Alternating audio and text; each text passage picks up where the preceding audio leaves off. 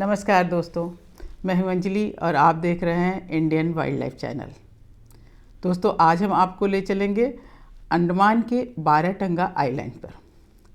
यहाँ पर हैं विचित्र तरह के जीव जंतु और अद्भुत अनोखा वनस्पतियों का संसार। तो आइए चलते हैं और इसे एंजॉय करते हैं। अंडमान चारों तरफ से समुद्र से घिरा है और इसके भीतरी भूभाग पर 86% जंगल हैं, जिसमें बड़ा हिस्सा वर्षावन और मैंग्रोव वनस्पतियों का है। मैंग्रोव सामान्यतः वे पेड़ और पौधे होते हैं जो खारे पानी में तटीय क्षेत्रों में पाए जाते हैं। आम आदमी का मैंग्रोव शब्द से कोई खास परिचय नहीं होता है। ये एक पुर्तगाली शब्द है जिसका अर्थ होता है कम विकसित या ठिगने पेड़ पौधों वाला समूह। ये विशिष्ट प्रकार की वनस्पतियाँ खारे पानी को सहकर पनपती हैं और समुद्री पानी में आंशिक रूप से डूब जाने पर भी जीवित रहती हैं। मैंग्रोव वनस्पतियों की विशेषता ये है कि ये समुद्र तट को आगे बढ़ने से रोकती हैं। जब एक बार ये वनस्पतियाँ किसी स्थान पर विकसित हो जाती हैं, तब नदियों द्वारा लाया गया मलबा वहाँ लगातार जमा होने लगता है। धीरे धीरे वहाँ की ज़मीन ऊपर उठने लगती है और वनस्पतियाँ सक्रिय होने लगती हैं। तब समुद्र तट का यह भाग ठोस रूप धारण करने लगता है और बाद में यही डेल्टा बन जाता है। अंडमान में ऐसे अनेकों डेल्टा हैं। इनमें से कुछ ऐसे हैं जो वन विभाग के अधीन हैं। इसी तरह का एक डेल्टा आइलैंड है बाराटंगा। बाराटंगा का ये आइलैंड अद्भुत और विचित्र जीव जंतु और वनस्पतियों से भरा हुआ है। इस सफ़र को आप एंजॉय कीजिए और जब भी मौका मिले यहाँ जाने का प्रोग्राम बनाइए।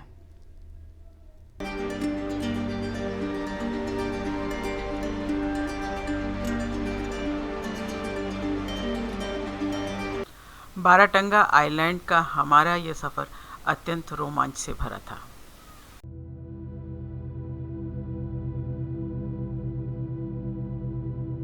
क्योंकि ये सफ़र समुद्र के गहरे पानी में छोटी मोटर बोट के द्वारा तय करनी थी।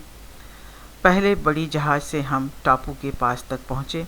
उसके बाद भीतर जंगल में जाने के लिए हम अन्य सैलानियों के साथ एक छोटी मोटर बोट पर सवार हो गए। इस सफ़र में हमारी ये मोटर बोट दोनों ओर स्थित मैंग्रोव के जंगल के बीच से गुजर रही थी। यह रास्ता अत्यंत सकरा और घुमावदार था। जंगल में इस तरह के सफ़र का यह हमारा पहला अनुभव था। इस सफ़र का अंतिम पड़ाव जब एक बांस के पगडंडी नुमा पुल के पास हुआ तो सभी ने राहत की सांस ली। बाराटंगा यह टापू तमाम विभिन्नताओं से भरा हुआ है। टापू के मुहाने पर ही दलदली भूमि में तमाम तरह के रंग बिरंगे जीव जंतु इधर उधर घूमते हुए दिखाई दे जाएंगे, जिनके अजीबोगरीब शारीरिक संरचना को देखकर कुछ डर सा लगता है। पर हमने महसूस किया कि ये छोटे छोटे जीव जंतु भी अपनी सुरक्षा के लिए अद्भुत तरीके अपनाते हैं। दलदली भूमि में ये बिल बना लेते हैं और उसमें प्रवेश करने के बाद ऊपर से इसे ढक लेते हैं। ये दृश्य हमारे लिए अद्भुत था। सच है, सभी को अपना जीवन प्यारा है। बिना कारण कोई किसी को नुकसान नहीं पहुंचाना चाहता। इन सारी सर्प जीवों को पनाह मिलती है मैंग्रोव के जड़ों और वृक्षों में। पुल से आगे बढ़ने पर दोनों तरफ घने बांस के वृक्षों के बीच से गुजरते हुए जैसे हम आगे बढ़ रहे थे, अनेकों दुर्लभ वनस्पतियों से हम रूबरू होते जा रहे थे। हमने देखा कि ऊंचे ऊंचे वृक्षों की शाखाओं पर कुछ अन्य प्रकार की वनस्पतियां भी पनप गई हैं।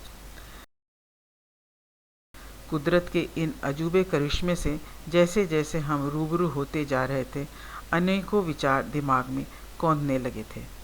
बचपन में पढ़ा था कि पशु पक्षी बीजारोपण की प्रक्रिया में सक्रिय भूमिका निभाते हैं।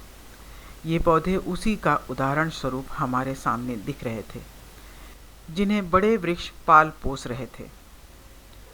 प्रकृति की इन अनोखी प्रक्रिया को देखते हुए हम कब जंगल से बाहर गांव की तरफ बढ़ गए, हमें पता ही नहीं लगा। यहाँ जंगल के पास में ही कुछ गांव बसे हुए दिखे, जिनमें एक ओर वर्षावन थे और दूसरी ओर लंबे चौड़े खेत और खलिहान।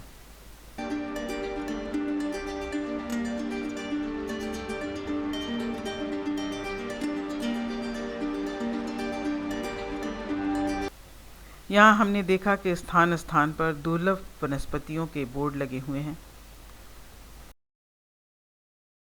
दोस्तों, बाराटंगा आइलैंड की एक और विशेषता है, वो ये है कि यहाँ पर लाइमस्टोन का केव है जो अद्भुत, अनोखा और रोमांच से भरा हुआ है।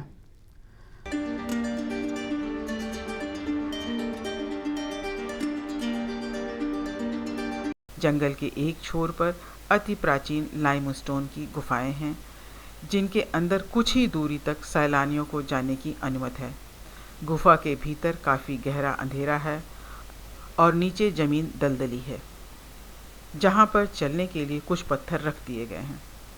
वैसे तो यहाँ का गाइड गुफाओं को सर्च लाइट के माध्यम से दिखाता है, लेकिन कहीं कहीं गुफा में ऊपर से खुले स्थान पर सूर्य के प्रकाश का प्रवेश भी दिखता है, जिसके कारण यहाँ ऑक्सीजन की कमी महसूस नहीं होती है।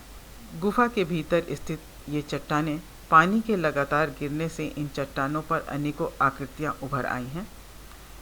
कुछ चट्टानें तो ऐसी हैं जिन पर रोशनी डालने पर चमकने लगती हैं। यहाँ हमने जो देखा, महसूस किया, वो सब हमारे लिए अविस्मरणीय है।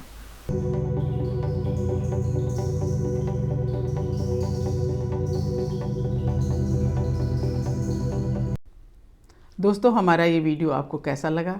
अगर पसंद आया हो तो प्लीज़ लाइक कीजिए, शेयर कीजिए और सब्सक्राइब करना मत भूलिए। हमें उम्मीद है कि आप इसी तरीके से हमारे प्रोग्राम को देखते रहेंगे और मोटिवेट करते रहेंगे। नमस्कार।